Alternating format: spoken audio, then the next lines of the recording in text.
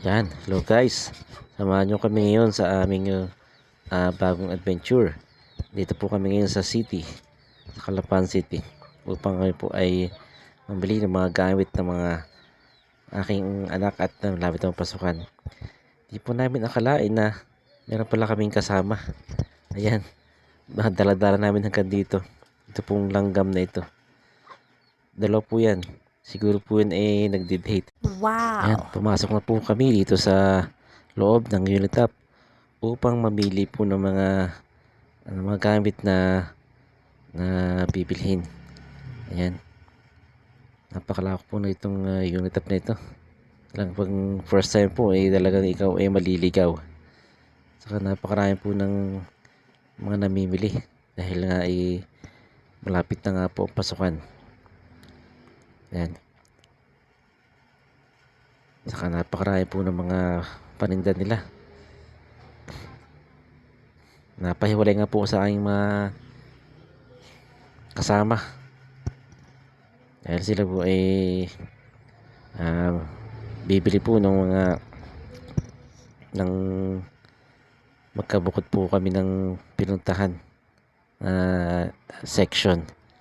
Sila po ay doon sa sapatos. Ako naman dito po sa hardware. Alam mo na, pagka mga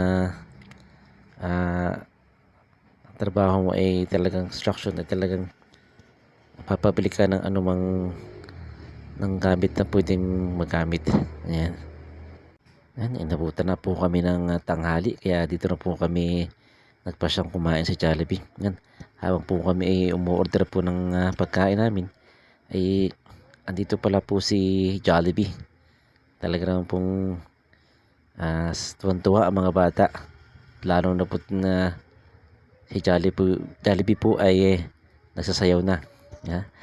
Jollibee, bida ang sarap. Ayan. Pati matatanda ay talaga namang tuwan-tuwa din habang si Jollibee ay kumekembot sa salo ng musika. Ayan.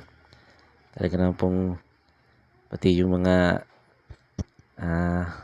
staff ay sumayaw na rin para po yung mga customer na nasa loob ang kumakain ay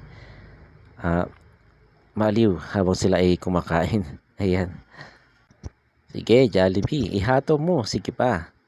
Ayan, sige.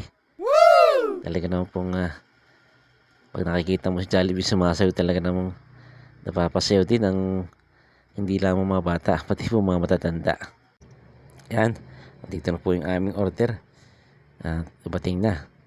Nag-umpisa na po kami kumain. Magutom na rin kasi po tanghali na. Ayan. Dito po kami guys malapit sa bintana para po kita po ang tanawin po ng labas po ng Calapan. Ayan. Talaga naman pong nakakatakam kumain. Masarap po ang mga pagkain ng Jollibee. Ayan. Paglapas po namin ay nakakita po ako ng liderang lobo. Bigyan ko po ng pagkain. Siyempre, inapat ko rin po ng konting cash para po makatulong po sa kanya. Kami po kasi uuwi na. Medyo hapon na rin po eh. At salamat po sa nanood po ng aking pong konting inentang video. Salamat po sa patuloy sa suporta sa akin. Sa mga followers ko. Thank you po. Ganyan po tayo lahat at God bless po sa ating pong lahat.